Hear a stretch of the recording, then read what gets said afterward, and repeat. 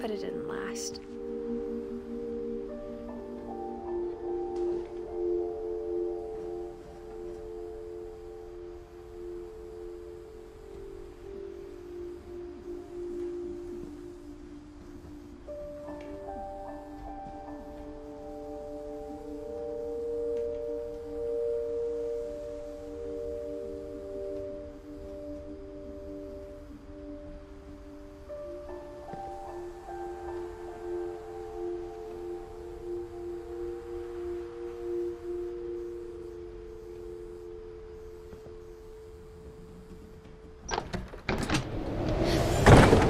The beginning of the end was Milton's 10th birthday, when Edie gave him a castle.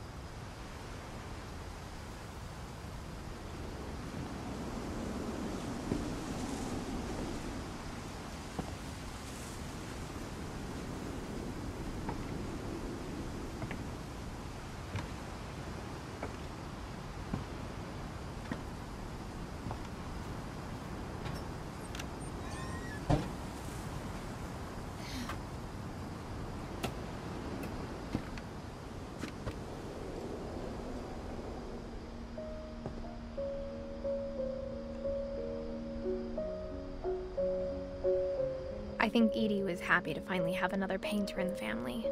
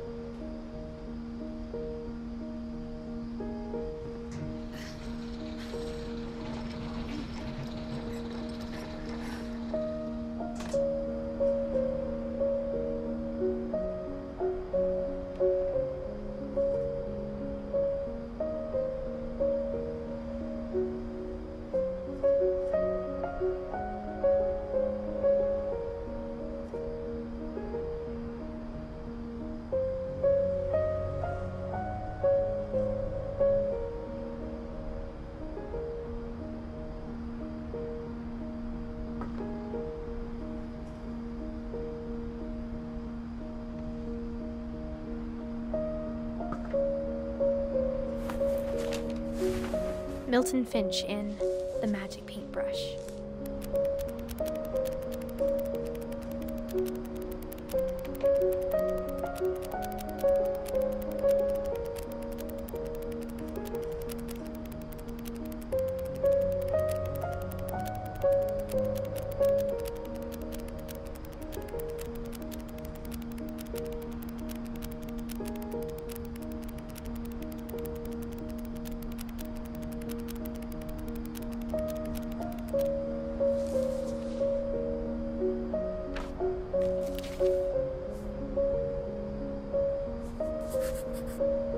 I was 4 when Milton disappeared.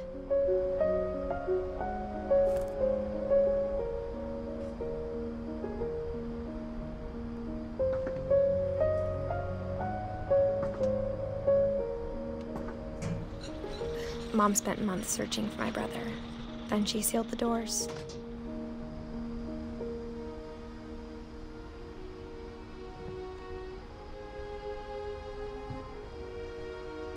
Whatever Milton had found in the house, Mom didn't want it getting out.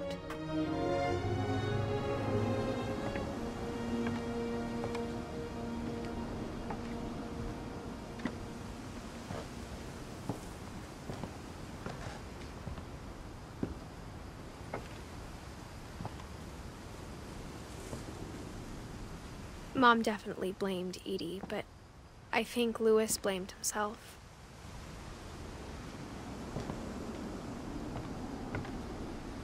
After he graduated, he just spent more and more time in his room, until Mom got him a job at the cannery.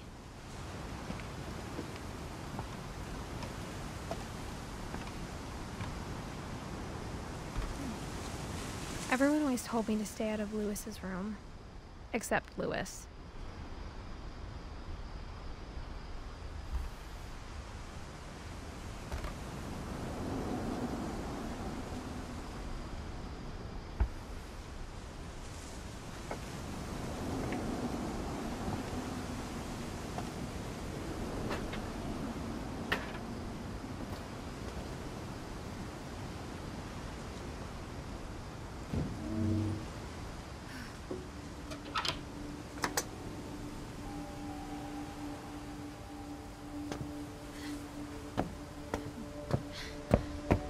Lewis's room smelled very, very familiar.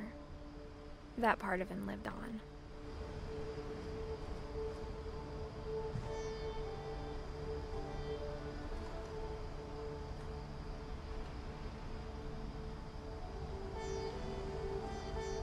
He was so proud of being Indian. I think for him, it was a way to be something other than just a Finch.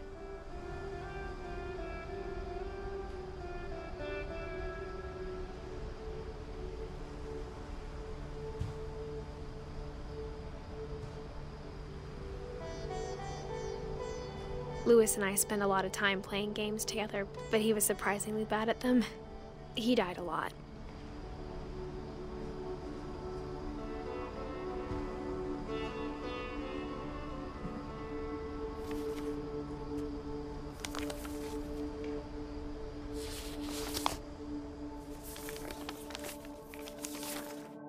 Dear Mrs. Finch, as Lewis's psychiatrist, I can understand your desire for an explanation.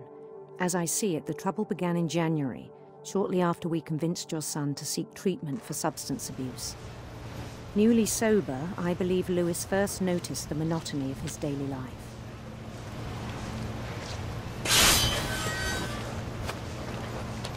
He kept working at the cannery, but he withdrew part of himself. In our sessions, I saw the same behavior. His mind began to wander. I asked him to describe it. He said he started small, imagining a labyrinth. He'd feel his way about.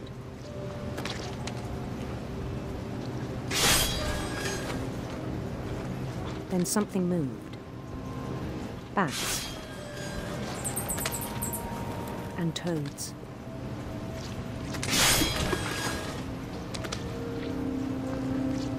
And things that have not names. He knew it was all in his head.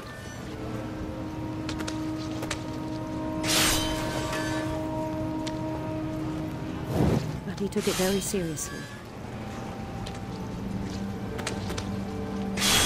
I had hoped he'd find himself.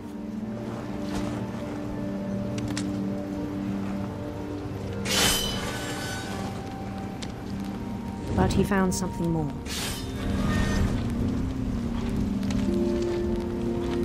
I worried about him then, daydreaming at the cannery. I spoke with his boss. But he said Lewis had become a model employee. Methodical, tireless, focused. Like a whole new Lewis. So I let him go on.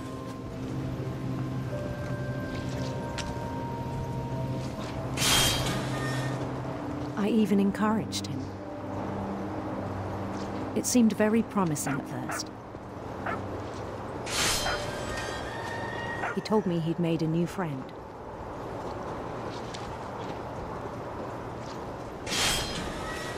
On the edge of a city he named Lewis-topia. He built the city up slowly, brick by brick. Then he made musicians.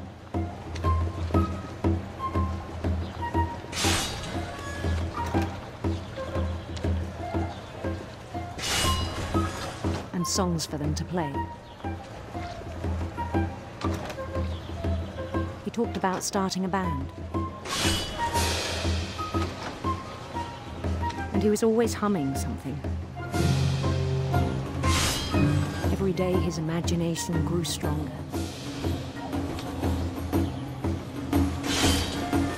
He no longer spoke at the cannery.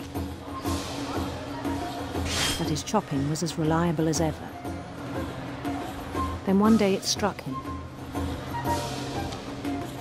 that all the cheering crowds, even the stones under his feet, were all in his imagination, so he could do whatever he wished.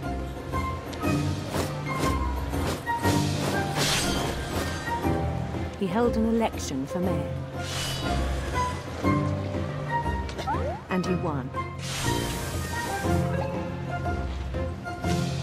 They begged him to stay, but his mind was already wandering. It became a game for him.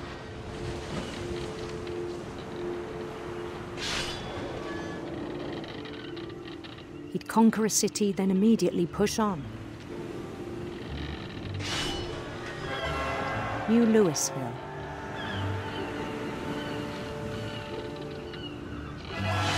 St. Louis. He started drifting away from our reality.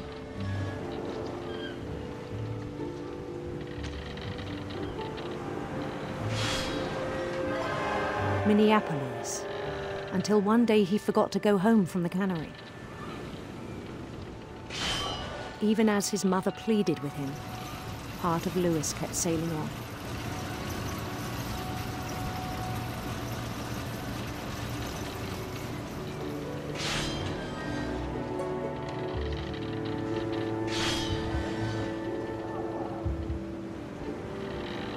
In Louisburg, he heard rumors of a handsome queen.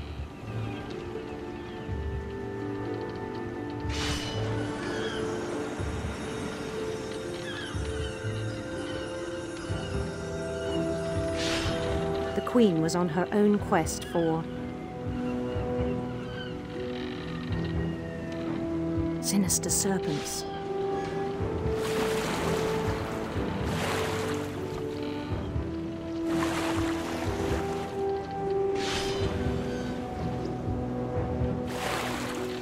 He followed the sound of her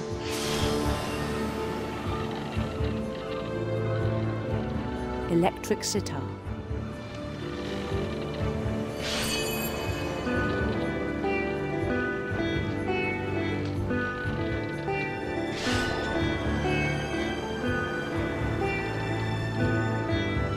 His chase led him to a golden palace east of the sun and west of the moon. Even then, his logic remained sound. He knew the world was all in his imagination.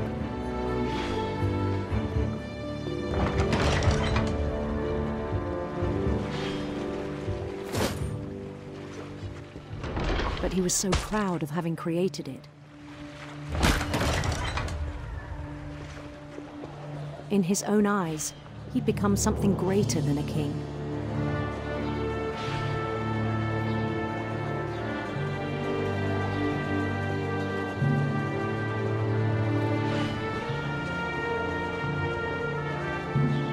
For someone who'd never known success in the real world, I think it was overwhelming. And then it struck him that the real Louis was not the one chopping salmon, but the one climbing the steps of a golden palace.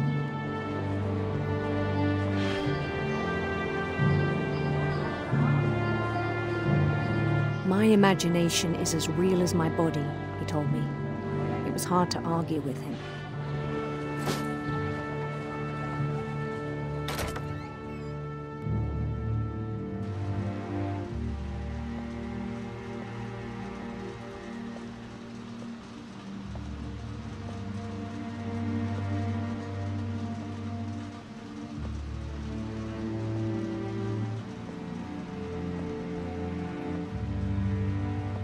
Began to forget the world we know.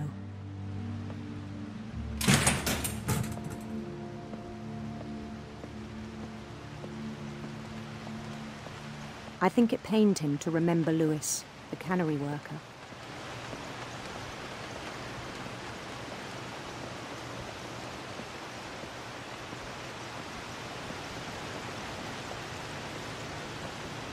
He began to despise the man with a royal contempt.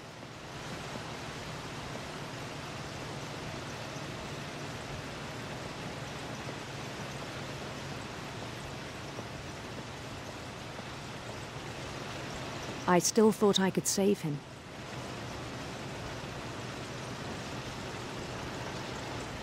Even after he said he was being crowned king over all the lands of wonder,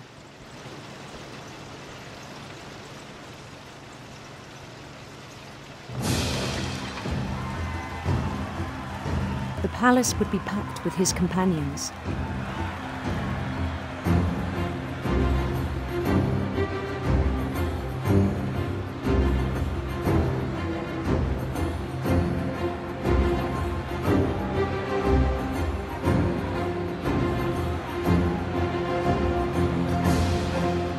Including the wise Calico who'd insisted on advising him.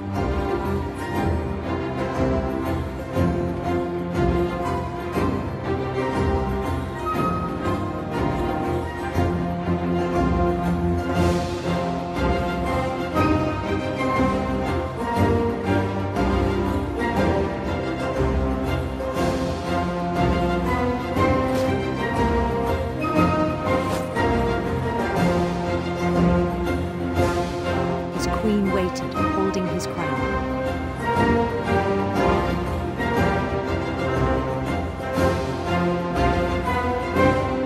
There was only one thing left to do.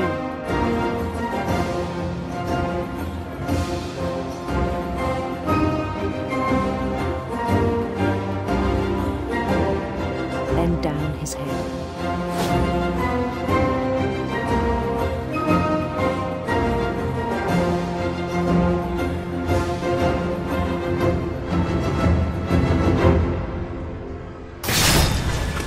I think you know.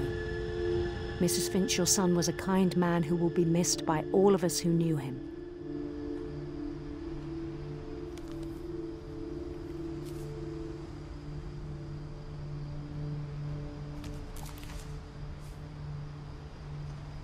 My brother was really cool. I wish you could have met him.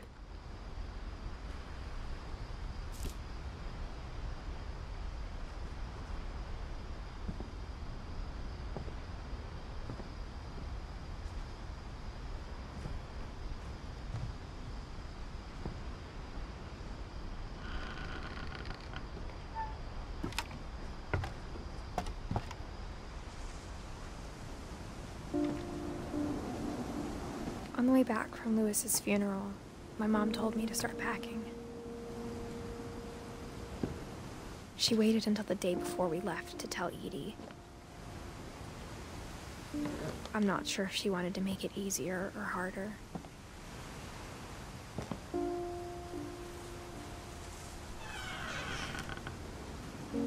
I wish we'd stayed.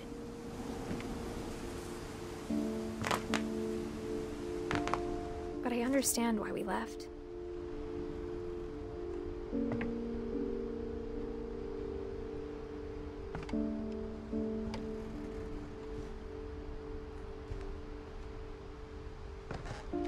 My mom ended up leaving everything behind.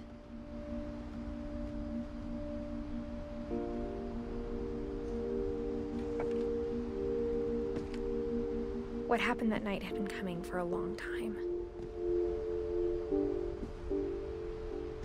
Maybe it should have come sooner.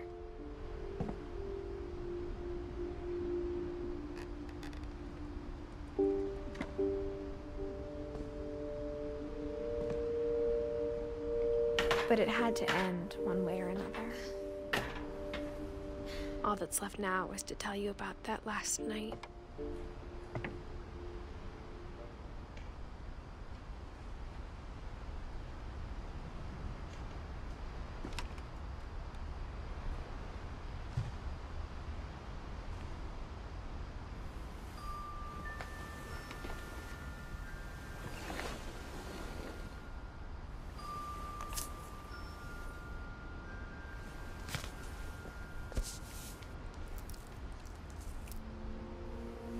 That whole last day, Edie just watched us pack and didn't say a word.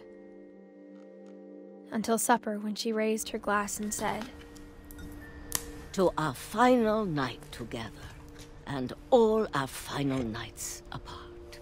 Grandma, you know what I said about alcohol.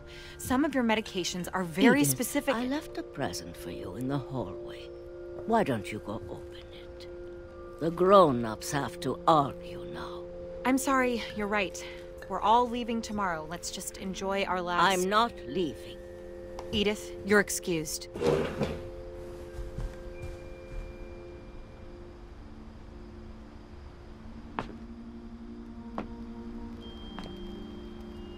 The power had been shut off that morning, but Edie always had plenty of candles. When my mom sealed the library, I don't think she knew about the other entrance. Or that Edie had a key to it.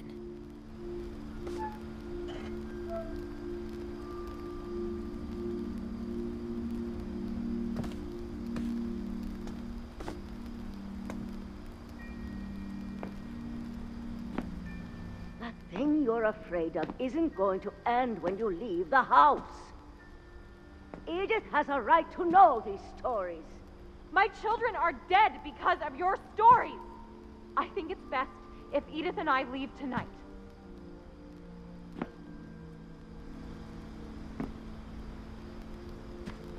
We'll have the nursing home send a van for you in the morning, okay?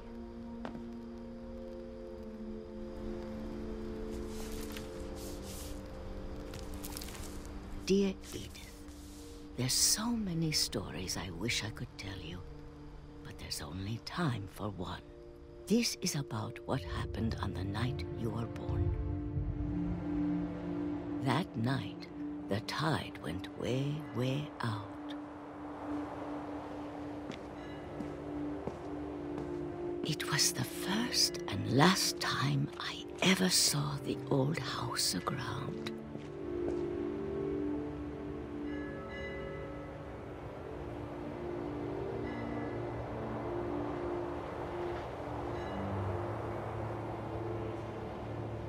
There'd been an earthquake out in the middle of the ocean. They called it the lowest tide in 1,000 years. God, it smelled awful. You know, I've seen that house every day of my life.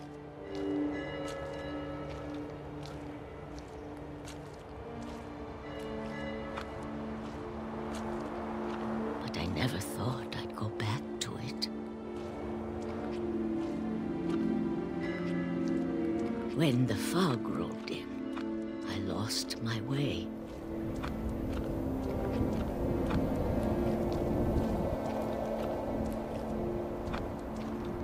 I got turned around.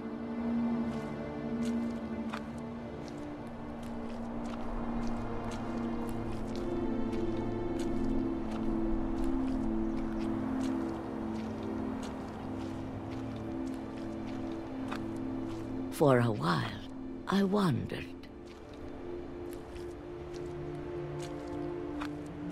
I started seeing things.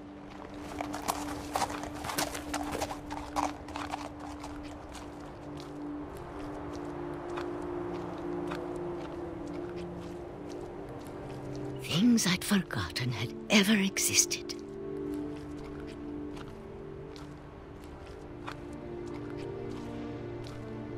But when I saw them, they felt like old friends. That night, a lot of things came back to me.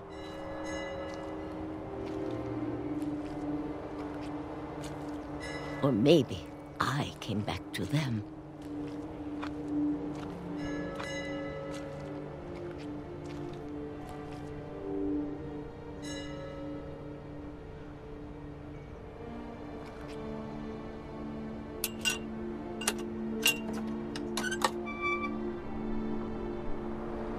Things I can't explain, but that I need you to try and... Edith, what are you doing in here? It's mine. Edith! Mom, you're gonna rip it! Let go! I kicked and screamed, but Mom dragged me to the car. I never saw Great-Grandma Edie again. The next morning, the van came to pick her up, but she was already gone. After that, we moved around a lot.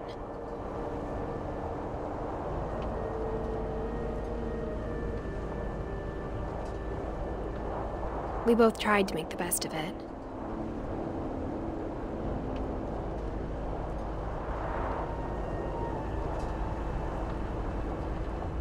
A few years went by.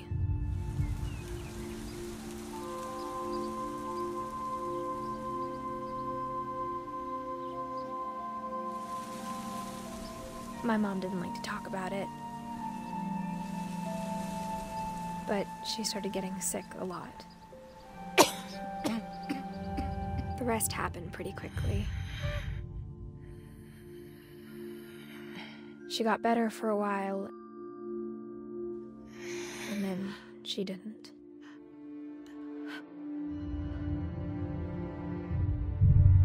And then I was alone.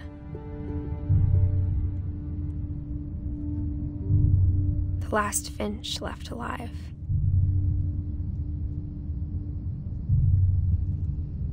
Until I found out about you.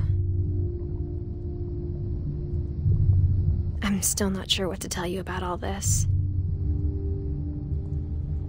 If we lived forever, maybe we'd have time to understand things. But as it is, I think the best we can do is try to open our eyes. And appreciate how strange and brief all of this is. This journal was supposed to be for you.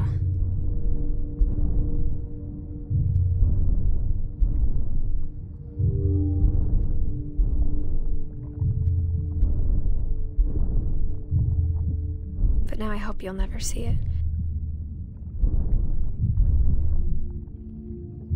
I just want to meet you. And tell you all these stories myself.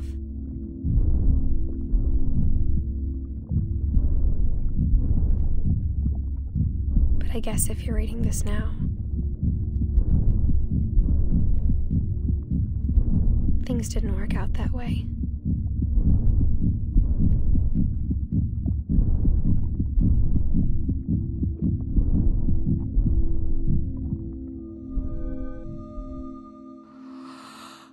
This is where your story begins. I'm sorry I won't be there to see it. It's a lot to ask, but I don't want you to be sad that I'm gone. I want you to be amazed that any of us ever had a chance to be here at all. Good luck.